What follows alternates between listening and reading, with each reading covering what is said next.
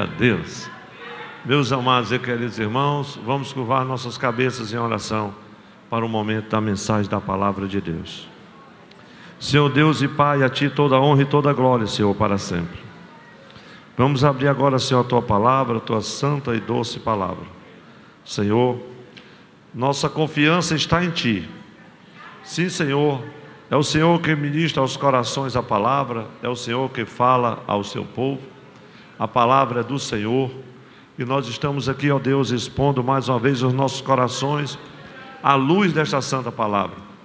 Pois queremos, Senhor, ser abençoados, fortalecidos, orientados, ensinados, ó Deus, exortados, disciplinados, libertados, abençoados, Senhor, por Ti. Manifesta, pois, ó Deus, a Tua presença nesta mensagem bíblica. É o que nós te pedimos, Senhor. E te agradecemos no nome de Jesus. A igreja diz mais um amém? Amém. Meus queridos e amados irmãos, vamos abrir as nossas Bíblias. Por favor, permaneça com a sua Bíblia aberta. No capítulo 6 do livro de Juízes, inicialmente, nós também estaremos indo ao 7º e ao 8º capítulo. Glória a Deus. Em parte. Meus irmãos, a palavra que o Senhor ministrou ao meu coração foi: Deus visita o lagar. E foi uma palavra do Senhor muito específica, porque Ele dirige a cada um de nós como dirigiu a mim. Vou visitar o teu lagar. Glória a Deus. Um dia Deus me disse uma palavra na madrugada: Ele disse: põe a tua casa em ordem. Eu me assustei, disse: vou morrer. Fiquei apavorado com aquilo. Não dormi mais, e nas noites seguintes também foi difícil.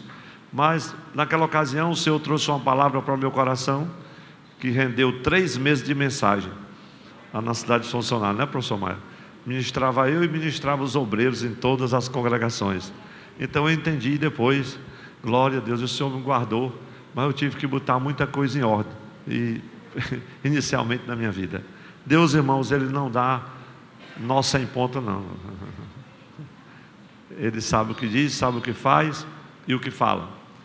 Então nós estamos aqui na presença dEle para compartilhar convosco. Os irmãos estão com a Bíblia aberta, vamos reler o versículo 11 deste capítulo de número 6, em nome de Jesus. Nos diz o texto sagrado: então o anjo do Senhor veio e assentou-se debaixo do carvalho que está em Ofra, que pertencia a Joás, Abiezrita, e Gideão seu filho estava malhando trigo no lagar para os salvar dos midianitas.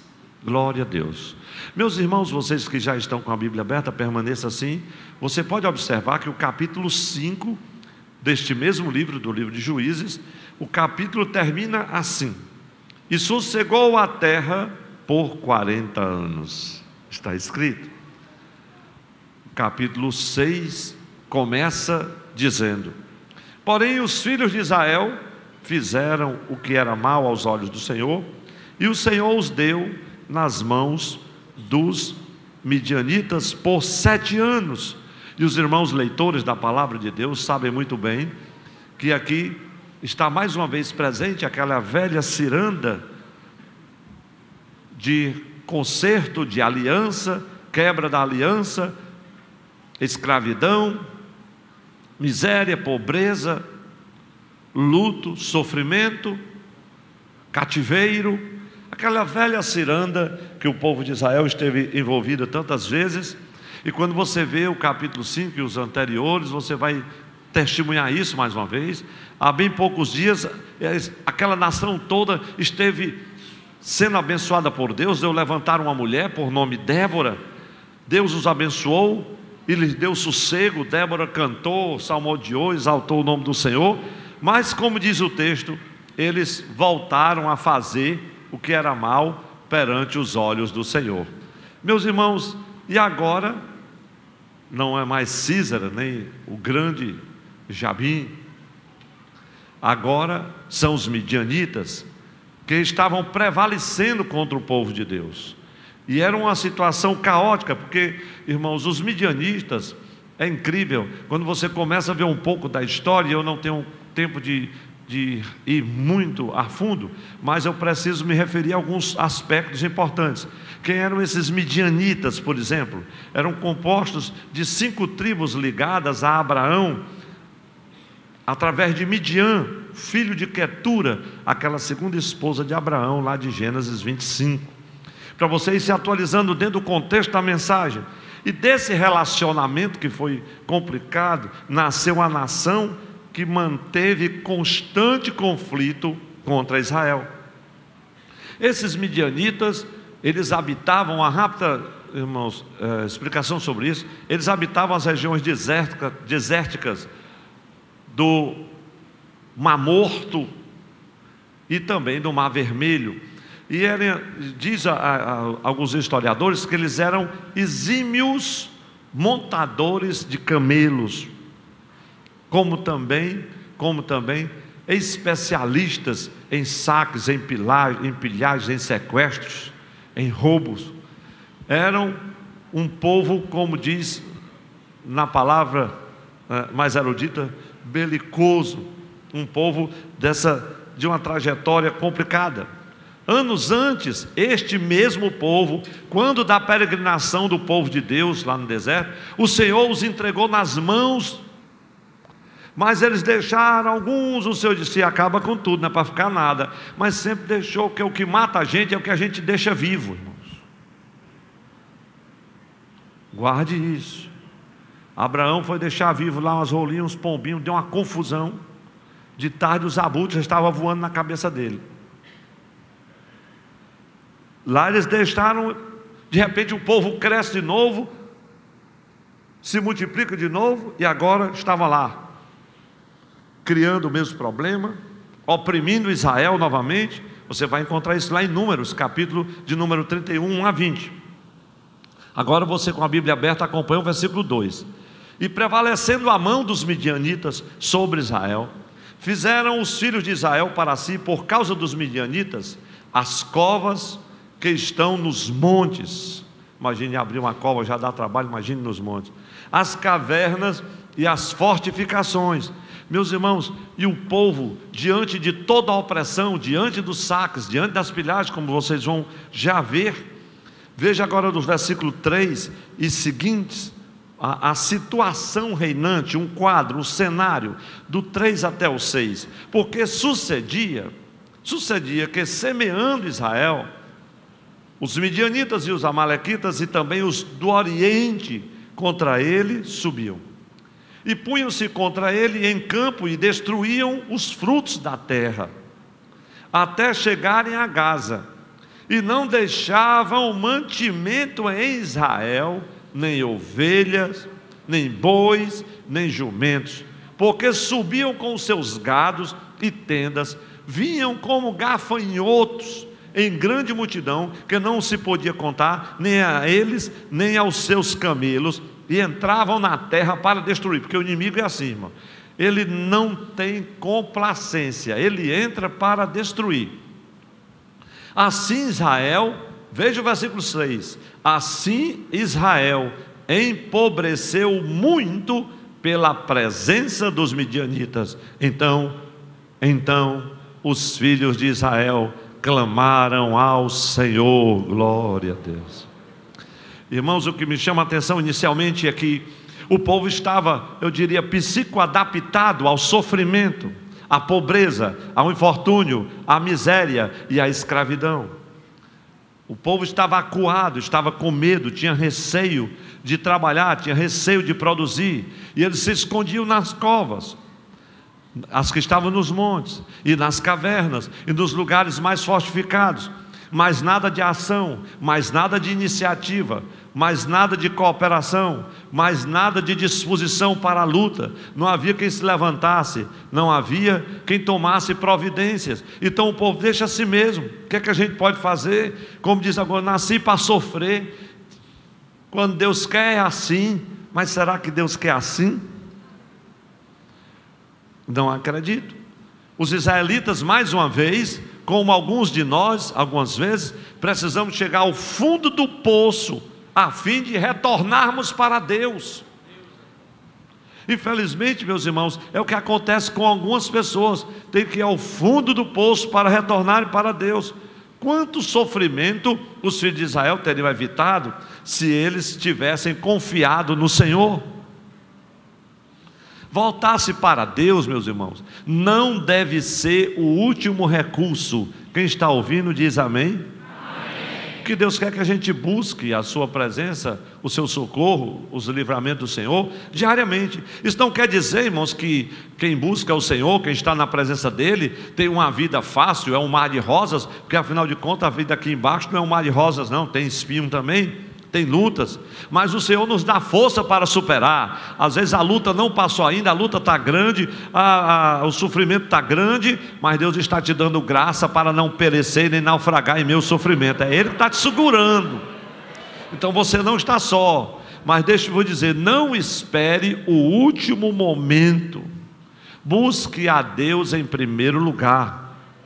Então os irmãos observam que era um cenário de pobreza extrema, 7 anos, aí o povo vai e clama ao Senhor, como o povo de Israel, depois de séculos no Egito, depois de pisar o barco, quando o faraó arrochou o negócio, quando toda dia dinastia dos patriarcas tinham passado, que faraó arrochou o parafuso, não tem mais palha, vocês agora têm que pisar o barro, mas vocês vão ter que pegar a palha. E que faraó foi oprimindo, e o chicote foi ficando mais feroz. Aí o povo clamou ao Senhor em Êxodo 3, glória a Deus. E eles clamaram ao Senhor na sua aflição. E diz a Bíblia que o Senhor os ouviu. Os ouviu. Meus irmãos, o Senhor trouxe ao meu coração algumas coisas que eu julgo que tem impactado a minha vida durante esse dia. E algumas coisas do que eu vou compartilhar com os irmãos é também novo para mim hoje. A visita de Deus, irmãos, ao lagar. Hoje o Senhor vai visitar o teu lagar. Você pode dizer isto levantando a mão ou saudando quem está ao seu lado. Diga assim: hoje Deus vai visitar o seu lagar. Não me pergunte o que é que vai acontecer. Tudo que eu posso dizer é que Deus vai visitar o seu lagar. Uma coisa vai acontecer. No meu eu já sei o que aconteceu hoje durante o dia todo. Mas ainda tem coisas para acontecer. Alguns aspectos que eu preciso referir à igreja. O primeiro deles é que a visita de Deus acontece em resposta ao clamor. Tanto faz você estar na eira, como estar no lagar, na montanha, no vale, na cova, na fornalha. Se você não clamar, você se acaba. A visita de Deus, a presença de Deus, a vinda dele, a chegada dele, a hora que Deus desce, aí a hora que ele se manifesta, é quando você clama. A visita de Deus acontece em resposta ao clamor, seja na eira, seja no lagar. Então versículo 7 agora do capítulo 6 de Juízes. E sucedeu que clamando, glória a Deus, é ou não é, meus irmãos? E sucedeu que clamando os filhos de Israel ao Senhor, por causa de quem? Dos midianitas. Enviou o Senhor um profeta aos filhos de Israel. Aleluia. Meus irmãos, são tantas coisas incluídas nesta revelação do Senhor, que eu creio que você vai sair abençoado. Enviou o Senhor um profeta, como era diferente naquela época. Enviou o Senhor um profeta aos filhos de Israel, que lhes disse: assim diz o Senhor. Tem profeta que não tem nome, mas tem mensagem. E tem uns que tem mensagem, mas tem nome, não tem nome, mas tem mensagem. E tem uns que tem nome, são famosos, são reconhecidos. A mensagem é de Araque. Aqui não. Aqui tinha mensagem. Enviou o Senhor um profeta aos filhos de Israel, que ele disse: assim diz o Senhor Deus de Israel: do Egito eu vos fiz subir e vos tirei da casa da servidão, e vos livrei da mão dos egípcios e da mão de todos quantos vos oprimiam. Deus está dizendo assim: eu já fiz isso com vocês, vocês estão sofrendo porque querem. e os expulsei diante de vós, e a vós dei a sua terra. E vos disse: eu sou o Senhor vosso Deus. Não temais aos deuses dos amorreus, em cuja terra habitais, mas não destes ouvidos à minha voz. Irmãos, a palavra agora é dar ouvidos à voz de Deus, porque a visita de Deus no lagar peculiar de cada um de nós acontece quando nós clamamos. A questão é o que isso quer dizer. Mas vocês não ouviram, mas não destes ouvidos à minha voz. O que isso significa? Com mais profundidade, dar ouvido à voz de Deus. Meus irmãos, nos tempos bíblicos, o povo ouvia a voz do Senhor através dos seus enviados, dos seus anjos, dos seus profetas. E que privilégio a igreja tem hoje, né, irmãos? Como é que a gente pode, como poderemos atender a voz de Deus se nem sempre ela é audível? Eu gosto muito de Hebreus quando começa dizendo: havendo Deus antigamente falado de muitas maneiras, Ele fala hoje. Glória a Deus.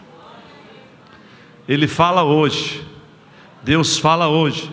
Então Ele nos fala, meus irmãos. Pastor, eu não sabia que Deus falava. Eu nunca ouvi Ele falar, não. Então você nunca foi nem crente. Ele nos fala, meus irmãos. Quando nós lemos a sua palavra, nós sentimos no íntimo o seu poder, o domínio da sua presença nos nossos corações. Ele nos fala quando nós nos recolhemos ao nosso quarto, fechamos a porta, quando dobramos os nossos joelhos, quando oramos a Ele, quando pedimos direção para as nossas vidas. Ele nos fala quando estamos num culto como esse, ouvindo os louvores, a meditação da palavra, a proclamação da palavra de Deus pelos seus mensageiros. Ou será, meus irmãos, que a voz do profeta de Deus está ecoando novamente como naquela época? Como assim, pastor? 6:10 de Juízes está escrito: mas não destes ouvidos. Será que aquela mesma advertência não está hoje ecoando no meio da congregação? Esse é um ponto importante, que o clamor é quem aciona. Deus visita-nos, visita o nosso lagar em resposta ao clamor do seu povo. Outro aspecto importante é que Deus visita o lagar em tempos de crise. Glória a Deus. Deus visita o lagar em tempos de crise. Os irmãos têm uma ideia um pouco da crise?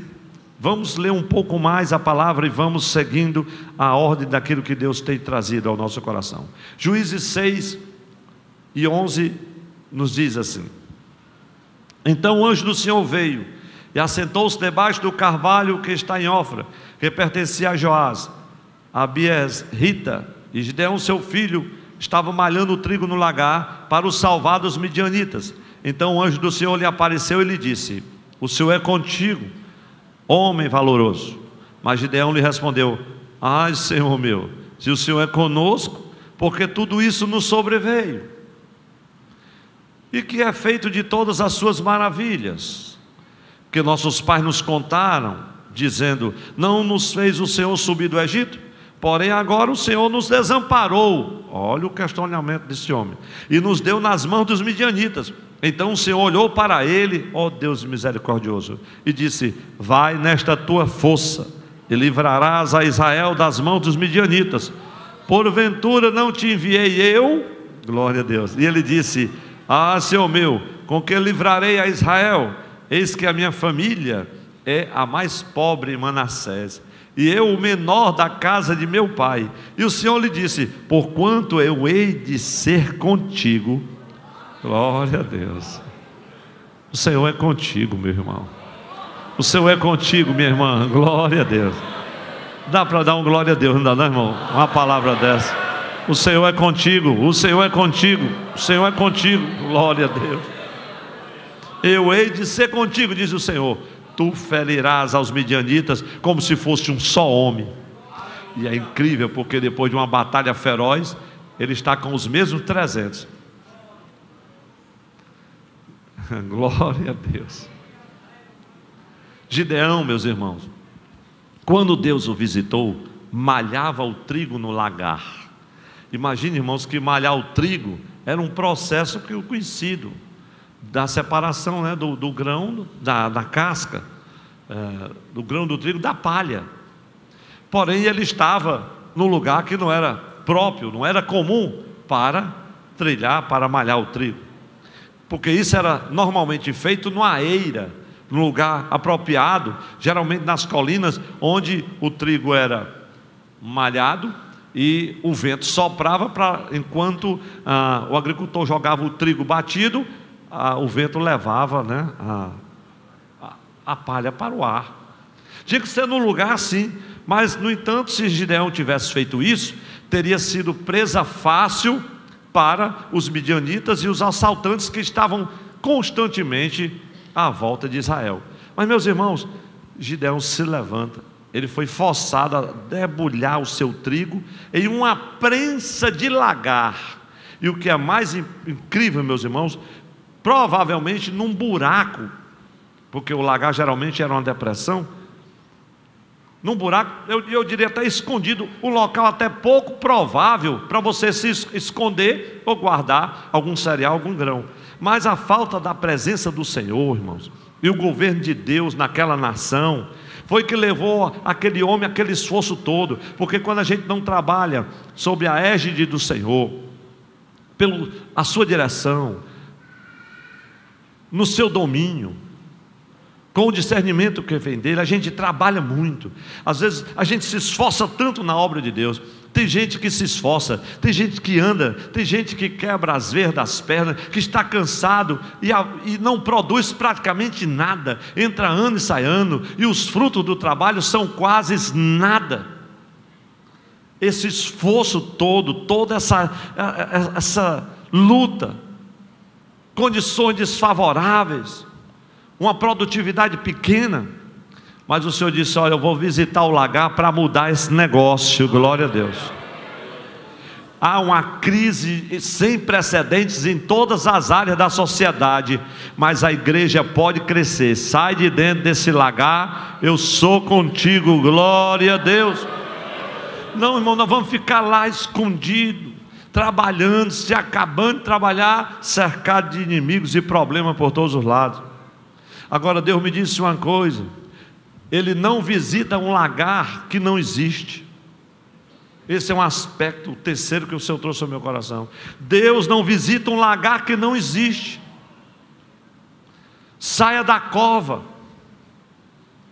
saia da caverna, deixa os lugares fortificados da tua zona de conforto, sai daí e constrói um lagar e começa a trabalhar. Começa a produzir, ainda que o inimigo ameace. Se levanta em nome de Jesus. Glória a Deus. Glória a Deus. Não se assuste não, meu irmão. Sai da cova.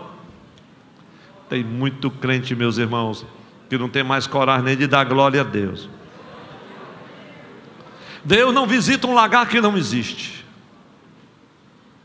Guarde isso no seu coração. Eu quero explicar isso melhor no decorrer da mensagem. Mas outra coisa que o Senhor trouxe ao meu coração é que Deus visita o nosso lagar com um propósito e uma proposta. Deus visita o nosso lagar com um propósito e com uma proposta. Veja aí o versículo 11 e o 12 na sua Bíblia. Então o anjo do Senhor veio e assentou-se debaixo do carvalho que está em Ofra, que pertencia a Joás, a Biesrita, e Gideão seu filho estava malhando o trigo no lagar para salvar dos midianitas. Então o anjo do Senhor lhe visitou, apareceu e lhe disse: o Senhor é contigo, homem valoroso. Em vez dele estar chorumigando, em vez de estar remoendo aquele espírito de autocomiseração, se expressando: eu sou um coitado, eu não posso, não tenho condições, estou tudo acabado, é isso mesmo, o que é que a gente pode fazer? Vamos deixar as coisas assim como está para ver como é que fica. Que conversa, se eu vou malhar o trigo dentro de um lagar, já que não tem uva, já que não tem nada, eu vou malhar o trigo dentro do lagar. E meus irmãos, aquele homem fez umas coisas incríveis. A questão, irmãos, que o Senhor trouxe no meu coração, que Deus visita o lagar com um propósito. Deus não vai visitar o teu lagar: oi, tudo bem? A paz do Senhor. Que conversa é essa? Deus não dá viagem, irmão, perdida não. Glória a Deus. Deus tem o que fazer. Deus visita o lagar vamos dizer todos juntos, Deus visita o lagar com um propósito e uma proposta. O propósito é chamar você para uma tarefa. Glória a Deus. E a proposta é uma missão para libertar Israel. Uma missão de libertação. Quantos recebem esta palavra? Pastor, mas eu já estou liberto. Mas quem sabe algumas pessoas próximas a você, na sua família, na sua vizinhança, precisam de libertação. Talvez até algumas áreas da sua vida precisam ser libertas. Glória a Jesus.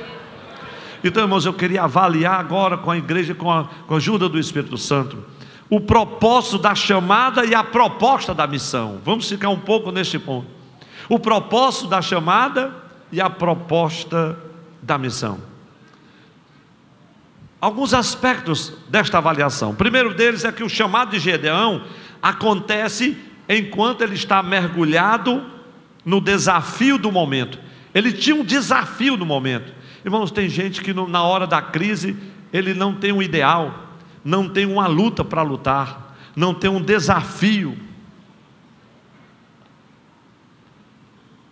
não tem um alvo para conquistar. Essa pessoa está quase morta. Gideão, pelo contrário, irmãos, o chamado de Gideão acontece quando ele estava mergulhado no desafio do momento. A verdade é que Gideão, conforme a gente vê no início da mensagem, na leitura bíblica, ele possuía até mesmo uma visão limitada. Era limitado. Eu sou o menor da casa do meu pai, era a menor tribo. É porque as coisas estão assim. Ele tinha uma visão limitada, mas ele era comprometido com o que ele tinha. Ele era comprometido. O seu desafio qual era? Era conseguir alimento para a família, apesar das hostilidades dos invasores, dos saqueadores midianitas, amalequitas e dos povos do Oriente que estavam lá perturbando. Era quase impossível, irmãos, se tornava quase impossível uma família crescer, se desenvolver. A colheita era pilhada, mas ele estava lá, escondido. Me diga como era que ele plantava, como era que ele colhia, como é que ele ia malhar. Devia ser um sacrifício muito grande, mas ele se preparava, trabalhava, se esforçava, enfrentava os perigos, corria os riscos, mas ele tinha comida na mesa para a sua família. Glória a Deus. Ele estava mergulhado no desafio do momento. Tem irmãos que não tem desafio. Um dos desafios, graças a Deus, meus irmãos, a gente tem que ter muitos desafios. Eu disse: meu pai, eu estou muito ocupado, a igreja está tomando muito tempo. Está muito bom, quanto mais ocupado melhor, não dá tempo nem pecar. Meu pai dizia isso. Glória a Deus. Então o que a gente precisa é estar potencializado pela graça do Senhor, para não fugir desses momentos. Eu chego com algum obreiro e digo assim: meu irmão, como é que está a festa do centenário? Ele diz assim: pastor, e vai ter mesmo? Qual é o dia?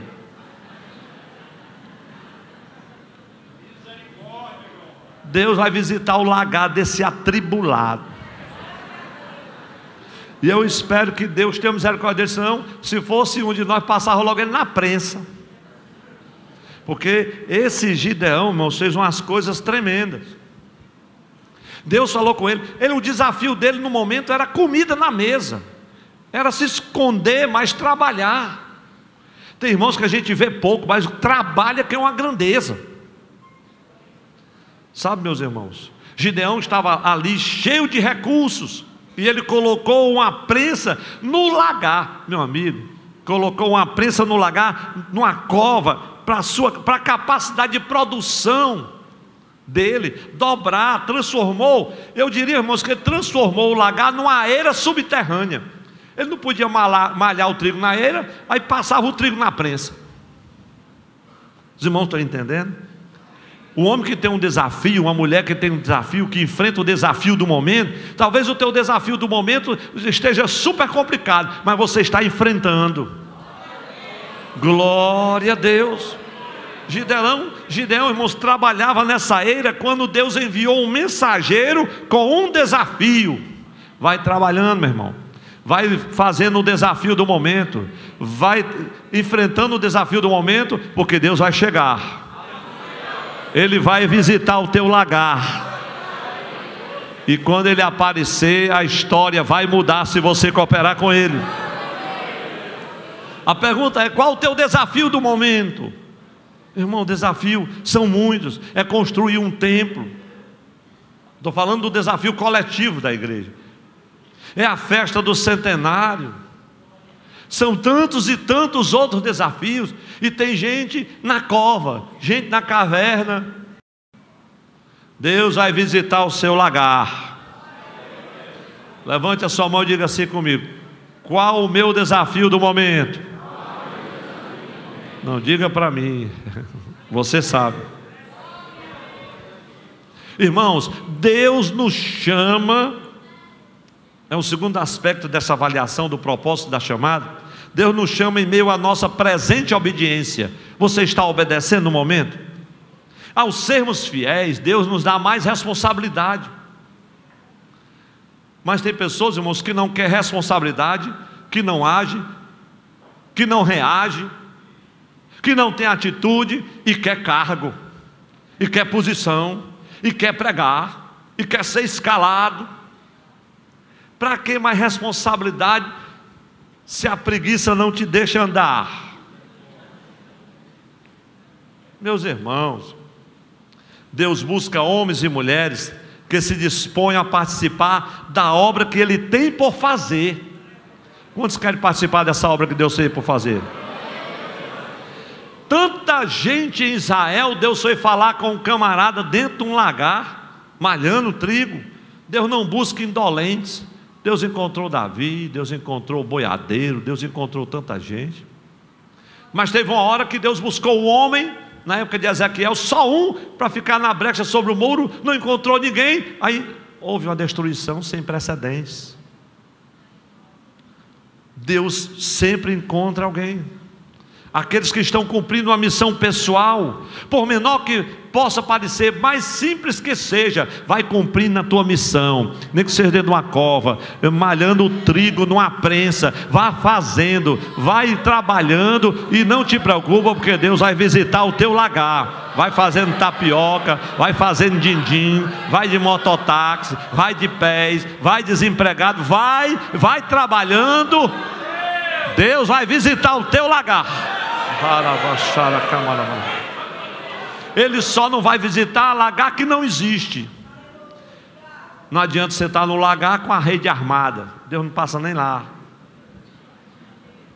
Outro aspecto dessa avaliação do propósito da proposta é que quando Deus chama homens e mulheres para uma missão, Ele promete lhes dar a força necessária. Talvez você já esteja só arquejando, mas quando Ele chegar, você vai receber força e coragem. Veja o versículo 12. Então o anjo do Senhor lhe apareceu e lhe disse: o Senhor é contigo, homem valoroso.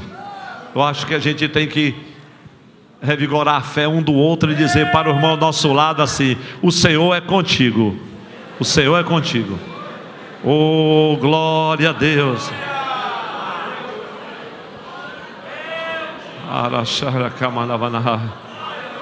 Meus irmãos, oh promessa gloriosa, essa promessa é nossa, aleluia. Quando a gente quer se assustar, Deus dá uma promessa dessa. Mas a despeito da clara promessa de Deus, Gideão, meus irmãos, ele deu algumas desculpas. Gideão, você começa a observar no texto dos versículos subsequentes que ele questionou com Deus sobre os problemas que a nação estava enfrentando, aparente falta de ajuda divina, mencionou a questão das suas limitações, da sua fraqueza. Gideão só não enxergou o que o Senhor poderia trabalhar nele e através dele. Ele não conseguiu enxergar no primeiro momento. Como Gideão, amados irmãos, nós também fomos chamados para servir a Deus em áreas específicas, sim ou não, meus irmãos? E Ele nos conhece. Vamos parar de se esquivar do serviço do Senhor e se dedicar a fazer a sua obra. Irmão, irmão, quando eu puder, irmão, se der certo, uma luta para a gente conseguir um voluntário lá para o centenário, Nós estamos fazendo, irmãos, uma ginástica. Nós vamos estar reunindo todos os líderes e vamos desafiar. Ninguém pode obrigar ninguém, só pode convocar. E aí o Senhor disse: eu vou visitar o lagar. Disse: visite mesmo, Senhor. A começar do meu. Porque onde estão as pessoas que querem se dedicar para fazer a vontade do Senhor? Irmãos, eu estava observando aqui qual o valor que o Senhor está vislumbrando em mim. Qual o valor que o Senhor vislumbra em você, na minha forma, por exemplo, de viver, no meu testemunho, na minha conduta diária. Disse: olha, você é um varão valoroso. Que o Senhor nos encontre neste lugar e nos use para a glória do seu nome. Outro aspecto, já é o quinto, da questão do propósito e da proposta de Deus que a gente está avaliando, é que Deus testa a fé dos que são chamados para ver o seu compromisso com a chamada. Deus testa a fé dos que são chamados para ver o seu compromisso com a chamada.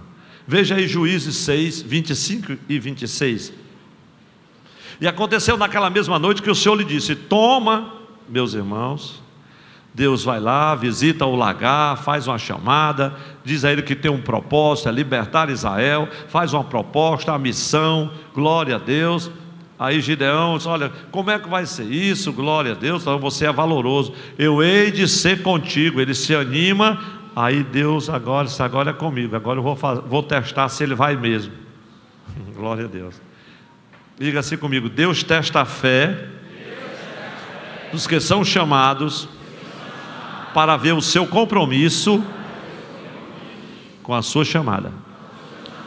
Juízes 25, 26. E aconteceu naquela mesma noite, glória a Deus, Deus não perde tempo, que o Senhor lhe disse: toma o boi que pertence a teu pai, a saber, o segundo boi, o segundo boi de 7 anos, e derruba, glória a Deus, derruba o altar de Baal. Meus irmãos, isso aqui é um negócio sério, que é de teu pai. O pai dele tinha um altar, irmão, de Baal. E corta o bosque que está ao pé dele. Você vai começar ajeitando o negócio da tua casa logo.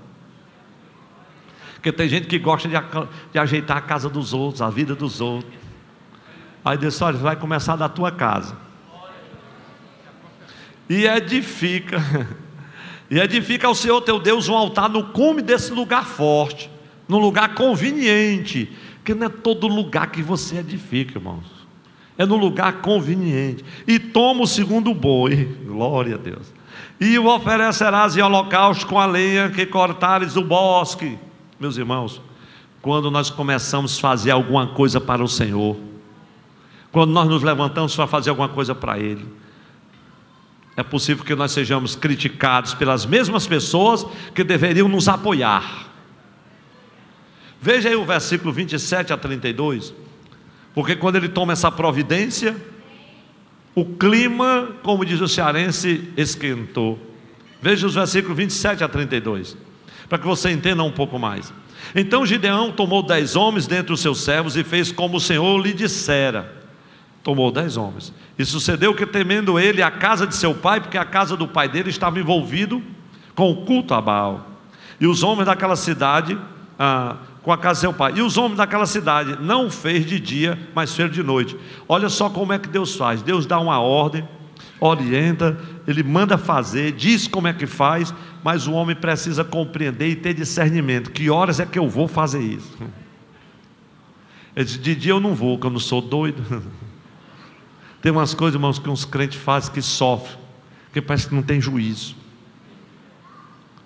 Mas não fez de dia, mas fez de noite. Levantando-se, pois, os homens daquela cidade, de madrugada, eis que estava o altar de Baal derrubado, e o bosque estava ao pé dele, ao pé dele, cortado, e o segundo boi oferecido no altar, que fora edificado. Tudo isso aconteceu de noite. E uns aos outros disseram: quem fez esta coisa? E esquadreando e inquirindo, disseram: Gideão, o filho de Joás, fez essa coisa. Então os homens daquela cidade disseram a Joás: tira para fora teu filho, para que morra, pois derrubou o altar de Baal e cortou o bosque que estava ao pé dele. Porém Joás disse a todos os que se puseram contra ele: contendereis vós por Baal? Livrar-los-ei vós? Qualquer que por ele contender ainda esta manhã será morto. É claro que ele estava evocando a lei, Êxodo, ali 20, e era essa verdade, tinha que ser apedrejado mesmo os idólatras, e a própria casa de Israel estava contaminada. Se é Deus, por si mesmo contenda, pois derrubaram o seu altar. Por isso naquele dia lhe chamaram Jerubaal. Glória a Deus, dizendo: Baal contenda contra ele, pois derrubou o seu altar. Glória a Deus. Meus irmãos, eu não quero me deter aqui nas entrelinhas do que está inserido nesse contexto, para que você compreenda um pouco mais outras coisas. O homem, agora vamos em frente. Deus prova Gideão, ele passa na prova, reúne os homens, derriba o altar. O Senhor lhe dá a vitória, lhe guarda a sua vida. E agora vem a vez de Gideão pedir um sinal. Avalie Deus, essa avaliação do propósito de Deus quando visita o seu lugar e da proposta da missão. O homem que pede um sinal para obedecer a Deus, guarde isso no seu coração, a palavra do Espírito Santo. O homem que pede um sinal para obedecer a Deus, está pedindo para que Deus se encaixe em suas expectativas. Juízes 6, 37 a 39. Nós temos esse hábito de tentar encaixar Deus dentro das nossas expectativas. Versículo 36 a 39. E disse Gideão a Deus: se hás de livrar a Israel por minha mão, como disseste. Glória a Deus. Olha, meus irmãos, esse homem não era para ter mais dúvida, nem pedir sinal. Já tinha havido um sinal na penha. O cajado lá do homem, do mensageiro do Senhor, já tinha feito o fogo queimar, a sua oferta, os pães, o caldo, o fogo tinha subido da pedra. Ele disse: não. E disse Gideão: se há de livrar Israel. Mas Deus não disse que ia livrar. Por minha mão, como disseste, eis que eu porei um velo de lã na eira. Se o orvalho estiver somente no velo e toda a terra ficar seca, então conhecerei que há de livrar Israel por minha mão, como disseste. E assim sucedeu, porque no outro dia se levantou de madrugada e apertou o velo, e do orvalho que espremeu do velo encheu uma taça de água. E disse Gideão a Deus: não se acenda contra mim a tua ira, se ainda falar só esta vez. Rogo-te, o problema é esta outra vez, sabe? Rogo-te que só esta vez faça a prova com o velo. Rogo-te que só o velo fique seco e em toda a terra haja orvalho. E Deus é muito bom. Assim fez naquela noite, pois só o velo ficou seco e sobre toda a terra havia orvalho. Gideão, na verdade, ele retardou a sua obediência a Deus, sabe, meus irmãos, porque ele desejava ainda mais provas. Mas a Bíblia não diz, pastor, que é para provar e ver que o Senhor é bom. Não vá confundir os textos da Bíblia, irmão. Fazei prova de mim, cuidado para não confundir os contextos. Mas, irmãos, ele estava pedindo sinais a Deus, e eu acredito que naquela hora isso era uma indicação de descrédito. Veio o primeiro sinal, ele disse: não, isso certamente deve ser uma coincidência, isso pode até acontecer, eu quero ver agora é o contrário. Então o medo, irmãos, às vezes costuma fazer com que esperemos por mais confirmações, quando nós deveríamos tomar uma atitude. Tem irmão que está com 10 anos pedindo um sinal para começar a obra, e não sai do canto. Em vez de você esperar um sinal, pedir um sinal, se levante, tome uma atitude. Glória a Deus. Um dia chegaram lá os fariseus, aquela turma que regulava o passo da religião na época de Jesus: dai-nos um sinal. Não vou dar mais sinal a você não. Aqui não tem mais sinal não, o sinal já foi dado. E Jesus cortou o papo. Irmãos, os sinais visíveis, guarda essa palavra do Espírito Santo, os sinais visíveis são desnecessários, caso venham apenas confirmar aquilo que nós já sabemos que é verdade.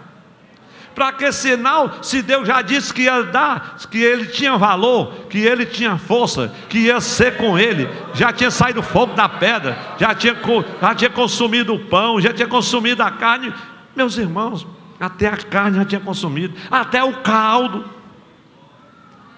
Eu quero um sinal, eu quero prova. Hoje em dia, meus irmãos, o maior medo de orientação, guarde isso, hoje, nos nossos dias, o maior meio de orientação é a palavra de Deus. Diferente dos tempos da Bíblia, do tempo de Gideão, daquela antiguidade. Se você deseja maior orientação, não peça sinais, estude as Escrituras. É provável que Deus te dê um sinal.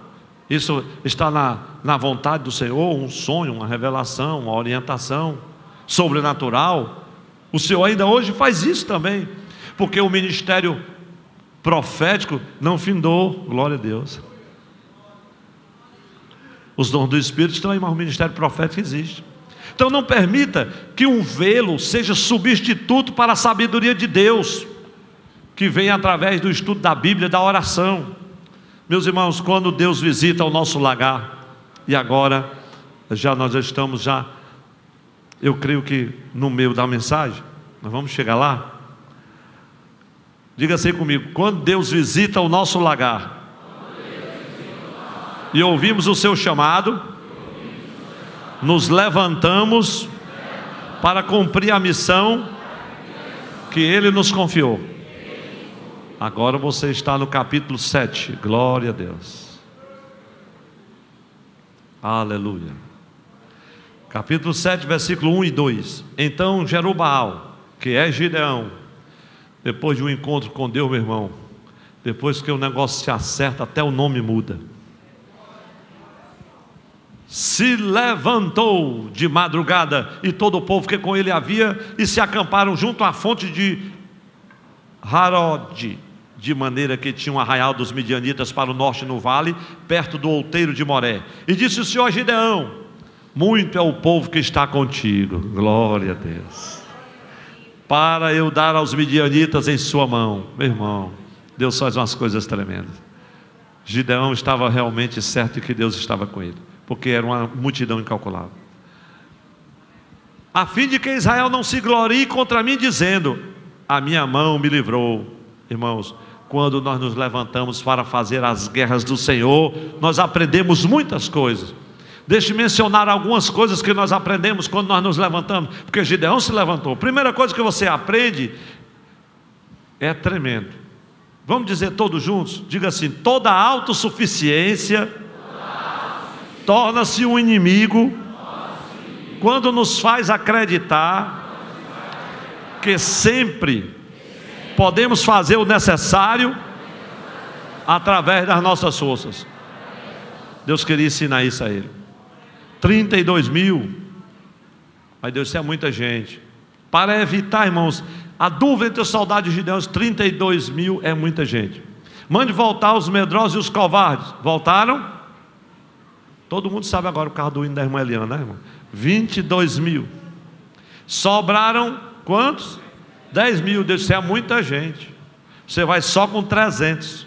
O crédito da vitória seria do Senhor. Era impensável, totalmente impossível que 300 homens pudessem com milhares e milhares e milhares. Lá na frente vai dizer, depois de tudo, 120, 180 e tantos mil, mas 135 mil, quando somou 120 de uma vez e depois os 15, né?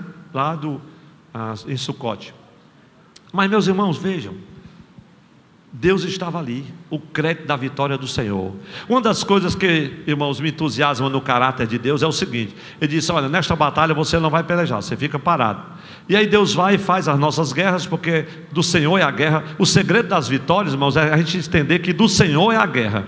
Então Ele vai, nos dá vitória, nos dá força, nos dá graça, nós vencemos. Aí o Senhor faz tudo e a gente sabe que foi o Senhor que fez. Aí Ele chega: pronto, pode dizer que você ganhou. E aí onde está o perigo para muita gente. Quer dizer, você tem o crédito da vitória, mas quem ganhou a vitória, quem fez o trabalho maior, foi o Senhor que te deu graça e deu poder. Agora, meus irmãos, outro aspecto é que muitas vezes a promessa de Deus não se cumpre no tempo que nós esperamos, porque nós não fazemos a nossa parte. E todo mundo aqui tem promessa de Deus, mas muitas vezes a promessa de Deus não se cumpre no tempo que nós esperamos. A maioria de nós já retardou promessas de Deus na sua vida, porque a gente está esperando que a promessa se cumpra, mas nós não estamos fazendo a nossa parte. Veja o versículo 9 do capítulo 7. Naquela mesma noite, disse o Senhor a Gideão: levanta-te, desce contra o arraial, porque eu o entreguei na tua mão.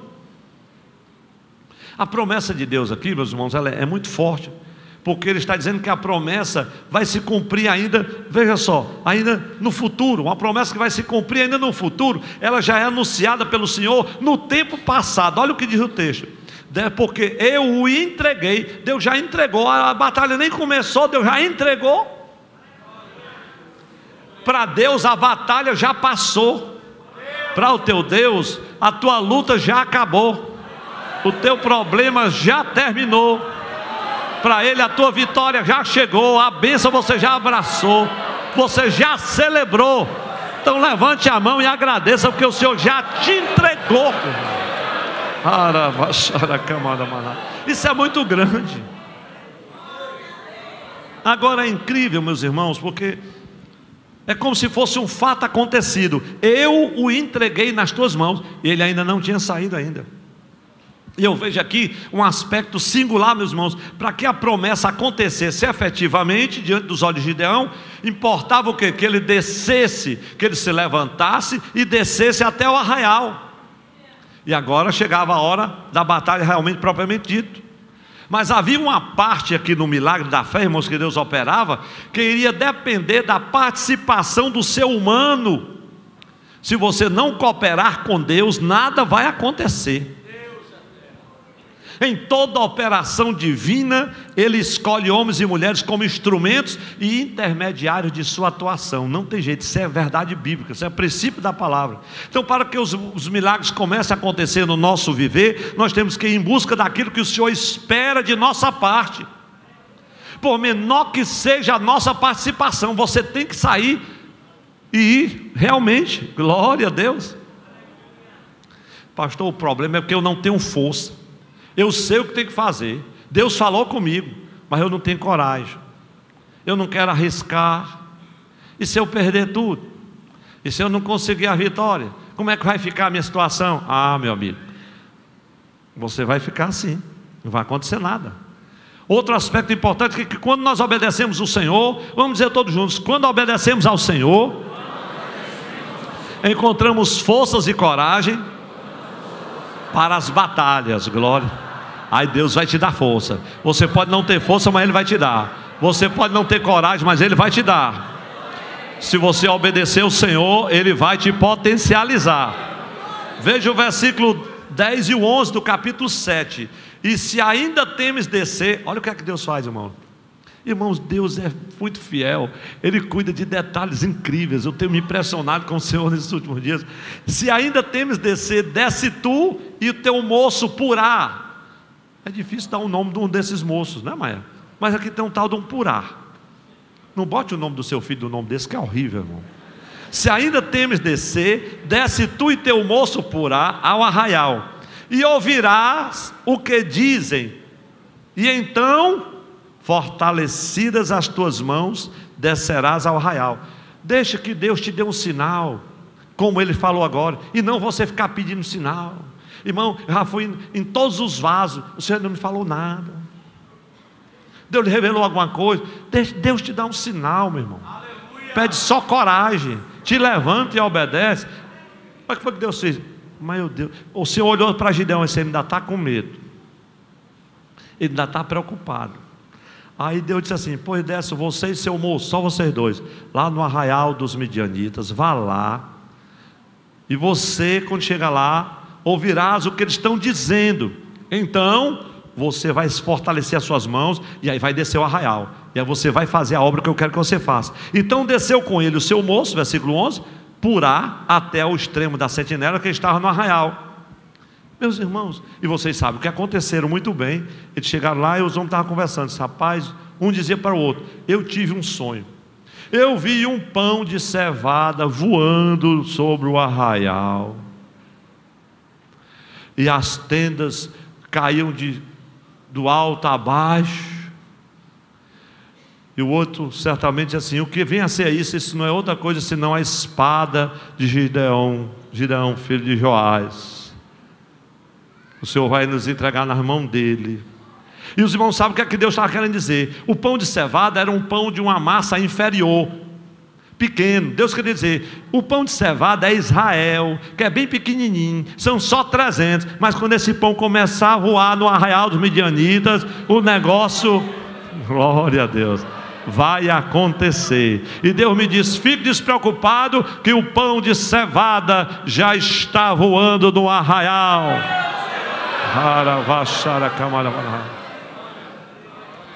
O irmão semana passada disse assim para mim: pastor, o senhor está muito despreocupado. Disse assim: o pão de cevada já está voando no arraial. Ele não entendeu nada. Disse: não entendi isso, mas não é para entender mesmo não. Os irmãos estão entendendo que Deus compreendeu o medo de Gideão. Levante sua mão comigo. Deus compreende o meu medo, diga aí. Deus compreende que você está apavorado, você está assustado, você está sem saber o que é que faça. Deus compreende o teu medo. Ele só diz o seguinte: que o pão de cevada já está voando. Ele vai confundir o inimigo, vai te dar coragem, vai te dar força. Primeiro Deus permitiu que Gideão e o tal do Purá entrassem no arraial dos inimigos e ouvisse uma conversa. E a conversa lhe deu coragem, porque tem conversa que encoraja. É ou não é verdade, irmãos? Tem conversa que encoraja, tem conversa que abençoa, tem conversa que fortalece, tem conversa que entusiasma, que nos prepara para a batalha. Agora, conversa fiada não leva a gente a canto nenhum. Eu pergunto agora pelo Espírito do Senhor: você está diante de uma batalha? Quem está diante de batalhas aqui? Eu sei que não sou só eu, todos nós. Se você está diante de uma batalha, Deus pode conceder-lhe a força necessária para qualquer situação. Ele não quer nem saber qual é a sua batalha. Seja qual for, Ele te concede a força necessária. E eu digo pelo Espírito Santo: não fique surpreso com a forma pela qual Deus irá lhe ajudar. Quem ouviu, é Deus por irmão, não é por não. Não fique surpreso com a forma pela qual Deus irá ajudar você. Ele diz para você que você só precisa estar pronto, você só precisa estar pronta e dar o primeiro passo. O resto é com Ele, glória a Deus. E quando você começa a obedecer ao Senhor, você vai encontrar coragem para prosseguir. Larga de ser frouxo, cria coragem. É fácil dizer isso, mas não adianta, que as pessoas não criam e continuam esmorecidos até o dia que Deus visita o teu lagar.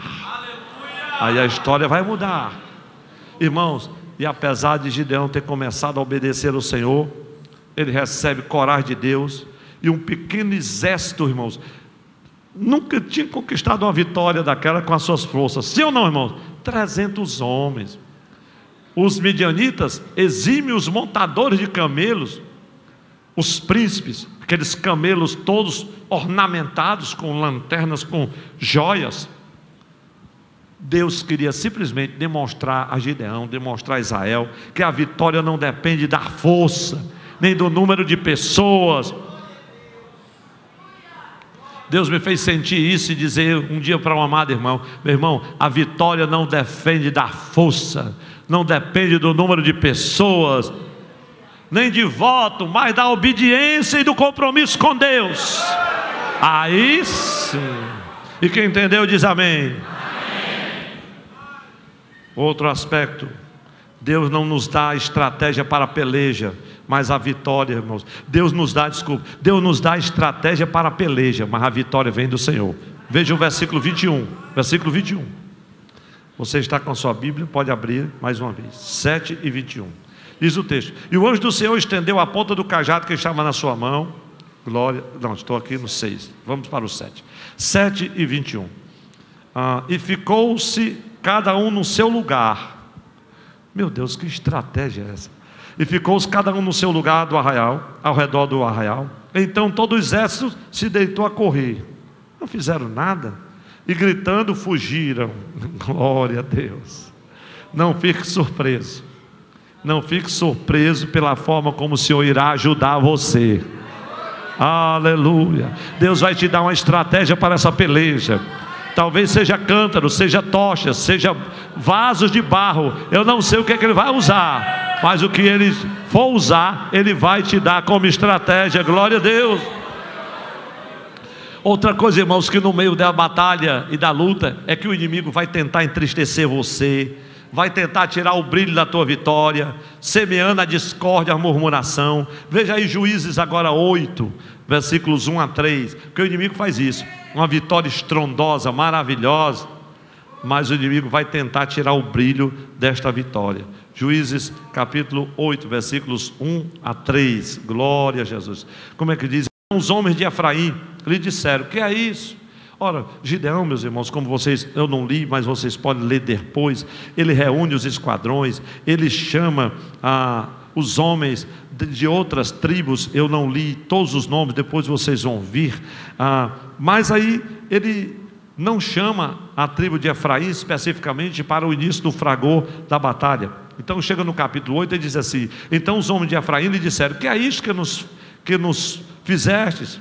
Glória a Deus. Porque então os homens de Israel, de Naftali, de Assé, de todo o Manassés foram convidados. Vejam, Assé, Manassés, Naftali foram convidados, e os efraimitas não foram convidados a priori. Então os homens de Efraim lhe disseram: que é isso que nos fazem? Glória a Deus. Mas quando você chega no versículo de número 24, do capítulo 7, ele diz assim: também Gideão enviou o mensageiro a todos os da montanha de Efraim, dizendo: descei ao encontro dos midianitas e tomai as águas até Bet-bara, a saber, o Jordão. Convocados, pois, todos os homens de Efraim, tomaram-lhe as águas até Bet-bara e Jordão, e prenderam 2 príncipes dos midianitas, Oreb e Zeeb, e mataram Oreb na penha de Oreb, e Zeeb mataram no lagar de Zeeb, e perseguiram os midianitas, e trouxeram as cabeças, tal. Agora veja no capítulo 8, a alegria, festa, celebração, chega aos efraimitas. Veja como o inimigo é pesado, é pesado. E diz assim: então os homens de Efraim lhe disseram: que é isto que nos fizestes? Que não nos chamastes quando fostes pelejar contra os midianistas? E contenderam com ele fortemente. Porém ele lhe disse: que mais fiz eu agora do que vós? Eu não fiz nada mais do que vocês.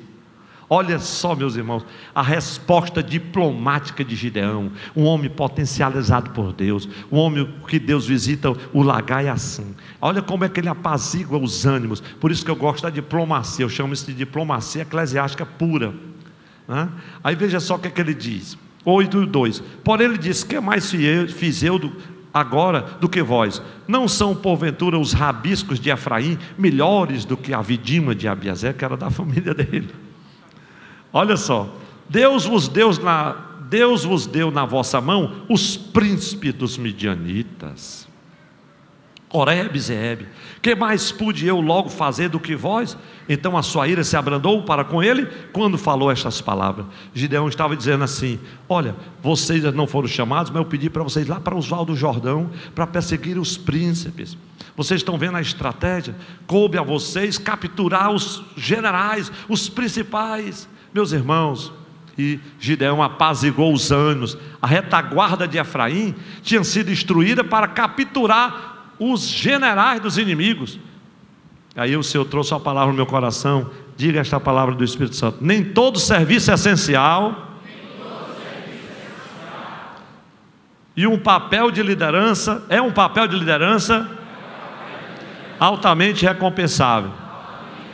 Às vezes o serviço que você está fazendo ao Senhor nem parece que é essencial, mas eu pergunto, às vezes você vê, irmão, um grande trabalho, uma grande empresa, né? E numa grande empresa, o trabalho mais eficiente nem sempre é considerado por todos. Às vezes é uma tarefa pequena. Você já pensou se hoje nós chegássemos no culto e não tivesse uma equipe toda trabalhando na zeladoria? Mas o desempenho do pessoal que está na retaguarda, que trabalha de trás da cortina, que ninguém vê, é vital para qualquer grande obra ser realizada. O arquiteto faz um prédio imenso, uma coisa maravilhosa, as linhas arquitetônicas encantam todo mundo, mostra a maquete. Eu pergunto, quem é que constrói essa obra? Os pedreiros. Os pedreiros. Irmãos, sabe de uma coisa? É o orgulho que acende o nosso desejo por reconhecimento. O orgulho acende o desejo por reconhecimento. Quem está aqui satisfeito sendo pedreiro de Deus, construindo um tijolinho após o outro? Glória a Deus. Ninguém está vendo, mas você está vendo. Se não fosse o teu tijolo, nem a tua colher de pedreiro, o edifício não estava sendo construído. Glória a Deus. Quantos estão satisfeitos com o trabalho que Deus lhe deu? Tem irmão que passa o culto, irmão, eu não sei quando é que vão me consagrar, não sei quando é que vão me chamar, quando é que vou ser reconhecido. E está lá parado, de braço cruzado, enjoado, reclama, critica. Para desse negócio, meu irmão. Vai colocando teu tijolinho aí, sendo útil a Deus com a tarefa que Deus te deu, com toda simplicidade. Vai no Promode, no Provia, pro Ribe e abaixo, e Deus vai te usar também, meu irmão. Glória a Deus. Ou você está insatisfeito com o trabalho que Deus lhe deu? Irmãos, eu quero já concluir, a hora passa que já vamos para 1 hora de mensagem. Tem algo aqui, eu vou ter que cortar um pouco a mensagem, mas não posso deixar de falar dos líderes de Sucote e Penuel, Maia. Os líderes de Sucote e Penuel, Juízes 8, 5-9, eles perderam a vitória, os líderes de Sucote e Penuel. Porque, irmãos, algo tremendo aconteceu. Gideão conquistou aquela vitória estrondosa, mas boa parte dos midianitas fugiram para o deserto, onde eles jamais pensavam que Gideão tinha coragem de ir. Os líderes de Sucote e Penuel perderam a vitória porque se recusaram a cooperar com o líder que Deus escolheu para a sua obra.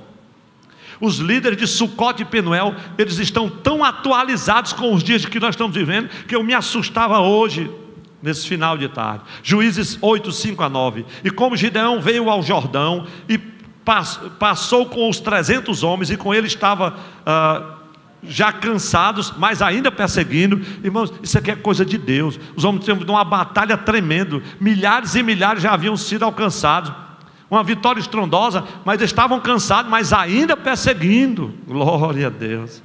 Você está cansado, mas não parou ainda. Está cansado, mas está fazendo a obra. Está cansado, mas continua trabalhando. Glória a Deus. Meus irmãos, e disse aos homens de Sucote, Gideão chega com os 300. Pastor, parece coisa de filme, né? É tanta bala, tanta coisa, e não bate no mocinho, né? Aqui é diferente. Esse é o escudo de Jeová, meu irmão. E disse aos homens de Sucote: dai, peço-vos alguns pedaços de pão ao povo que segue as minhas pisadas. Só 300. Porque estão cansados, e eu vou ao encalço de Zeba e Salmuna, rei dos midianitas. Gideão, não, eu vou ao encalço deles. Porém os príncipes de Sucote, olha o que eles disseram. Os príncipes de Sucote disseram: estão já Zeba e Salmuna em tua mão? Quer dizer, vocês já alcançaram eles? Já aprenderam? Para que demos pão ao teu exército? Então disse Gideão: pois quando o Senhor der na minha mão a Zeba e a Salmuna, trilharei a vossa carne com os espinhos do deserto e com os abrolhos. Aqui o homem já entrou na carne, foi, irmão? E dali subiu a Penuel e falou-lhes da mesma maneira. E os homens de Penuel lhe responderam como os homens de Sucote lhe haviam respondido. Por isso também falou aos homens de Penuel, dizendo: quando eu voltar em paz, vou derribar essa torre. Gideão tinha certeza que voltaria em paz. Sabe o que os homens de Sucote e de Penuel pensaram? Esse homem não vai conseguir, ele vai lutar contra 15 mil que estão fugindo, vai para o território deles, é impossível uma vitória. Pode ser que ganhe, pode ser que sim. E a vingança de Zeba e Salmuna, aonde é que vai ficar a nossa vida? Irmãos, os líderes de Sucote se recusaram a ajudar Gideão, porque temeram uma vingança de Midian. 300 contra 15 mil. E aí o Senhor trouxe ao meu coração algumas coisas que têm sido um impacto. Aqueles homens, a preocupação de salvar a si mesmo era tanta, que eles nunca chegaram a pensar sobre o poder de Deus para guardá-los. Ele queria guardar a própria pele. Não, irmão, não posso falar nada, que o irmão sabe, né, como é que nós estamos hoje. Se a gente disser alguma coisa, se a gente ficar de um lado, meu Deus, o senhor já sabe. Os líderes de Sucote, de Peniel estão aí. Era um medo interior tremendo, mas eles não reconheciam a presença de Deus nas outras pessoas. São os líderes de Penuel e de Sucote. Eles não reconhecem a presença de Deus na vida das pessoas, e eles acabam perdendo vitórias que o Senhor tem para concedê-los. Tinham tudo nas mãos. E às vezes, irmãos, aí acontece o que acontece na volta de Gideão, as frequentes amarguras, consequências. E essas amarguras são consequência de nós rejeitarmos, unir as nossas forças com aqueles que Deus escolheu para fazer a sua obra. O Senhor, irmãos, prevalece sem mim, sem você. Sim ou não, meus irmãos? O Senhor prevalece sem mim, sem você. A vitória é do Senhor. Quantos querem continuar aqui dando suporte aqui? Através do seu tempo, através do seu dinheiro, através dos seus talentos, através das suas orações. Dê suporte à obra de Deus, dê suporte aos líderes que estão na frente da batalha. Dá um pouquinho de pão. Os homens estão cansados, mas socorre, dá suporte, porque ele vai alcançar e vai ser vencedor. E você que não dá suporte, vai para a prensa de Jeová.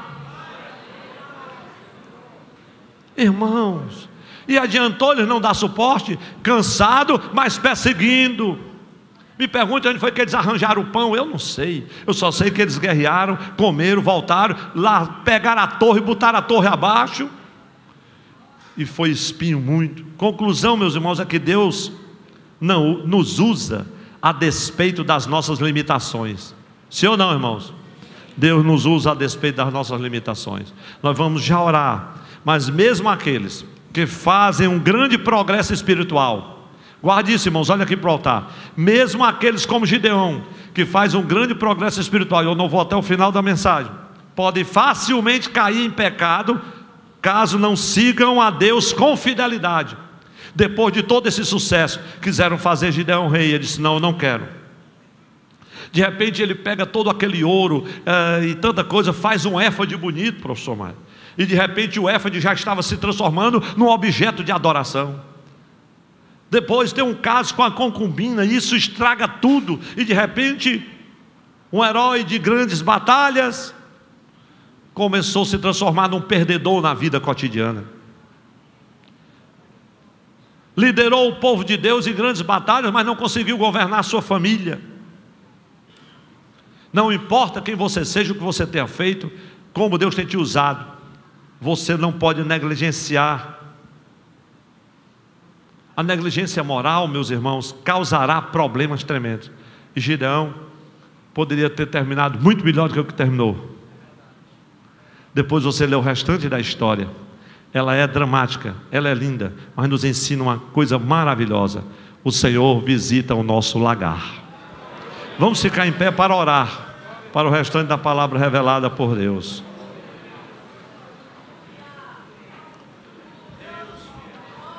Aleluia. Levante sua mão assim comigo em nome de Jesus.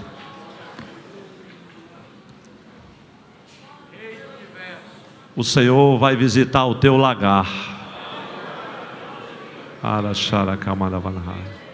Deixe sua mão levantada. O Senhor vai visitar o teu lagar.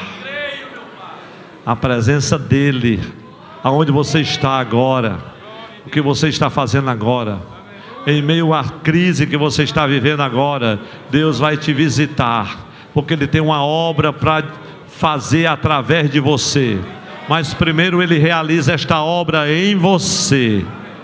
Ele trata contigo dentro da tua casa, te dá prova da sua presença gloriosa, e Ele visita o teu lagar para te trazer conforto, para te fazer promessas, para te falar dos seus propósitos para com a tua vida.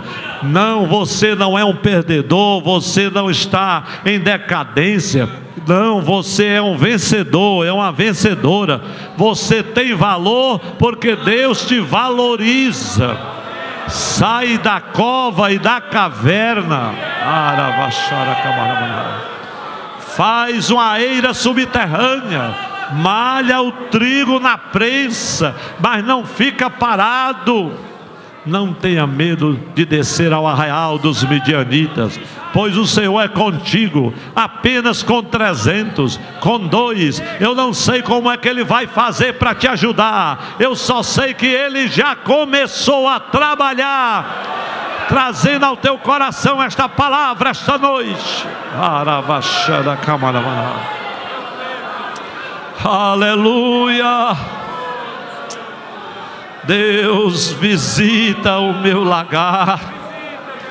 Olha aí, Jesus, os líderes de Sucote e de Penuel, eles não querem unir as forças para vencer os inimigos. Mas, Senhor, eu te louvo porque ainda tem 300, porque o Senhor tem levantado muitos Gideões. Tem ter levantado homens que estão cansados, mas não param. Oh, aleluia. Eu quero orar por alguém que estava muito cansado na jornada, mas quer se reconciliar. Alguém que estava afastado quer voltar. Alguém que quer aceitar Jesus esta noite. Alguém que quer vir em busca de restauração, também vem à frente. Eu quero fazer esta oração e incluir você. A presença do Senhor aqui hoje, irmãos, é grande. A presença do Deus de Abraão, de Isaac, de Jacó, de Gideão, aquele mesmo Senhor que se manifestou lá debaixo do carvalho de Ofra. Glória a Deus. Eu poderia ter falado tanto sobre esses aspectos. Oh, aleluia. Mas quem ouviu a voz de Deus, estou esperando, até agora não chegou ninguém. Até o final do culto você pode vir. Deixe sua mão levantada. Vamos fazer, irmãos, aqui um clamor ao Senhor. Deus espera por você. Deus sem você, Ele é o Senhor. E você sem Ele, como diz o hino, você não é nada. Então Ele te chama, Ele te conforta, Ele te consola, mas também te exorta. Amém, minha irmã. Glória a Deus. Aleluia. Pode vir, irmão. Venham em nome de Jesus. Nós queremos orar. Glória a Deus. Nós queremos orar ao Senhor. A igreja levante toda a sua mão agora. Vamos fazer um clamor a Ele, irmãos. Pode vir mais à frente, meus irmãos, em nome de Jesus. O Senhor conhece a sua causa, o seu problema e a sua luta. Maravilhoso e eterno Deus, nosso Pai. Oh, aleluia. Senhor, esta foi a noite que o Senhor escolheu para visitar o nosso lagar. Oh, Senhor, eu te adoro, meu Pai. Eu te louvo, Senhor, porque Tu continuas visitando o nosso lagar. Deus, nós entendemos, Senhor, que a Tua presença gloriosa nos traz alento, nos dirige, nos mostra a missão, nos confronta. Ó Deus, mas também, Senhor, se dispõe a estender a mão para cada um de nós e a dizer: eu serei contigo. Meu irmão, te consola com essas palavras, diz o Senhor. Ele visita o teu lagar para dizer: eu hei de ser contigo. Varão valoroso, o Senhor é contigo para te livrar. O Senhor é contigo para te dar vitória. O Senhor é contigo para te fazer um instrumento para a glória do seu nome e para a libertação do seu povo. Oh Deus maravilhoso, muito obrigado pelo que o Senhor tem feito esta noite e pelo que ainda fará. Deus, continua falando aos corações nesta palavra. Senhor, são tantos princípios maravilhosos que o Senhor quer continuar ministrando.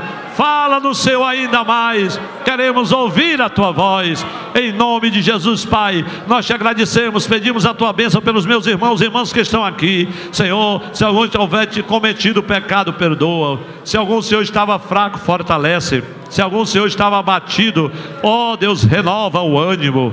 Ó Deus, se algum está doente, ó Deus, com alguma enfermidade, cura o seu corpo físico. restaura as forças, renova, Pai, segundo a tua boa mão e vontade. Em nome de Jesus nós oramos. A igreja do Senhor diz amém.